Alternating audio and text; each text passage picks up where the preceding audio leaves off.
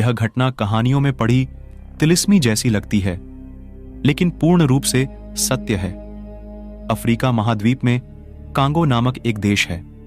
युद्ध के बाद मित्र राष्ट्रों की नीति के अनुसार कांगो को बेल्जियम से आजादी प्राप्त हुई, किंतु खोजे हुए गौरों ने वहां कटंगा नामक प्रांत को अलग करके गृह युद्ध की स्थिति पैदा कर दी, जहां वहां के तत्कालीन प्रधानमंत्री पैट्रिक लुमुम्बा संयुक्त राष्ट्र संघ के महासचिव डाग हेमरशोल्ड को भी अपने प्राण गंवाने पड़े।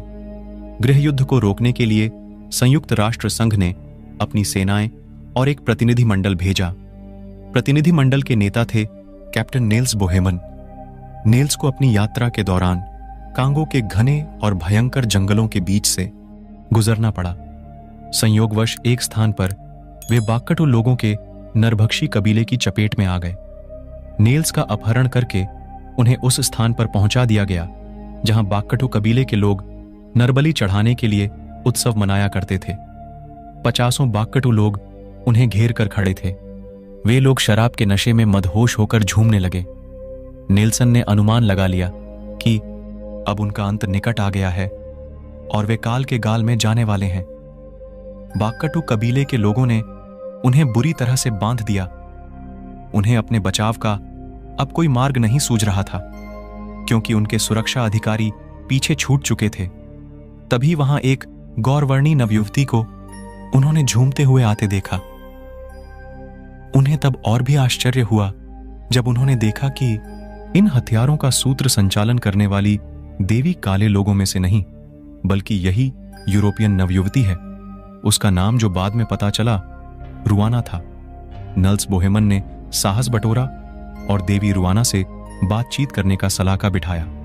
जैसे तैसे देवी रुआना कप्तान साहब से बातचीत करने के लिए सहमत हुई। उसने उनके प्रश्नों का उत्तर देते हैं बताया, अभी तक कुंवारी है, मेरा नाम जंगली है और मैं फ्रेंच हूं। मेरा असली फ्रेंच नाम जाने टी फ्रेवे है। उसने आगे बताया, जब मैं लगभग 14 वर्ष की थी तब मैं अपने माता पिता के साथ कांगो की सैर के लिए आई थी। हम सभी लोग एक नाव में बैठे हैं थे। कांगो नदी की सैर के दौरान नाव के उलट जाने से माता पिता दोनों ही नदी में डूब गए और मैं बेहोशी की अवस्था में नदी के तट पर पड़ी थी। संयोगवश अनेकों काले सांप मेरे शरीर पर लिपट गए थे। तभी वहां पर बाक्कटू कबीले के लोग आ पहुंचे। मेरे सांपों से लिपटे होने तथा मेरे गौरवर्ण और साहसी समझे जाने के कारण उन्होंने मुझे अपनी देवी मान लिया। सांपों को इन लोगों ने अपने तरीके से मेरे शरीर से अलग कर दिया। मैं बच गई और इस कबीले की गरिमायुक्त देवी भी बन गई। मैं इन लोगों की देवी तो बन गई, किंतु मुझे अपनी इच्छा के विरुद्ध इन्हीं के रीति रिवाज अपनाने पड़े, क्योंकि जान बचाने का और कोई भी तरीका मुझे नजर नहीं आया। मैं भाग भी नहीं सकती थी, यद्यपि मैंने भागने के काफी प्रयत्न भी किए। शुरू शुरू में तो इन लोगों के कृत्यों से मुझे काफी घबराहट होती थी, किंतु वातावरण को समझकर मैं नर बलियों की अभ्यस्त हो गई।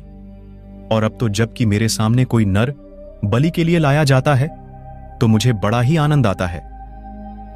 यह मैं अच्छी तरह से जानती हूं कि मनुष्य का जीवन बेशकीमती होता है, किंतु अब मैं उसे टाल नहीं सकती। मुझे नर बलि प्रथा एक अत्यंत हृदयस्पर्शी तथा मनोरंजन से परिपूर्ण कार्य लगता है। अब मैं कहीं भी नहीं जाना चाहती। मुझे अपनी इस स्थिति में रहने में कोई घबराहट नहीं है। साथ ही मैं नरबलियों की अभ्यस्त भी हो चुकी हूं। कैप्टन बोहेमन को देवी रुआना की बातों से बड़ा आश्चर्य हुआ। साथ ही उन्हें ऐसा लगा कि शायद देवी रुआना उन्हें सभ्य गौरवर्ण का होने तथा राष्ट्र संघ का प्रेक्षक होने के कारण बख्श देगी और वे उससे प्राणों की भिक्षा मांग सकेंगे। कैप्टन ने अनेकों प्रयास किए देवी रुआना से प्राणों की भिक्षा मांगने के, किंतु उनके ये सारे प्रयास असफल हो गए। रुआना नरबली के पिशाच सरदार को अपनी आज्ञा सुना चुकी थी। रुआना के मन में इस गोरे सभ्य व्यक्ति के प्रति जरा भी दया या मोह जैसा कोई अंकुर तक न फूटा, क्योंकि उसका मन पूर्णतः जंगली और बर्बर बन चुका था। अब कप्तान ने मृत्यु से छुटकारा पाने के लिए अपना अंतिम प्रयास किया और वे किसी प्रकार अपनी पिस्तौल संभालने में सफल हो गए। उन्होंने रुआना की ओर अपनी पिस्तौल से गोली चलाई और उसे मार डाला। वहां लोगों में हलचल मच गई और वे भाग खड़े हुए। वहां लोगों में हलचल मच गई और वे भाग खड़े हुए। इस प्रकार फ्रेंच सुंदरी रुआना के कालजाल में से कप्तान बोहेमन को मुक्ति मिल सकी। अगर आप और भी ऐसी सच्ची घटनाएं सुनना चाहते हैं तो इस वीडियो को लाइक एंड शेयर करें और चैनल को सब्सक्राइब कर लें। Thanks for watching.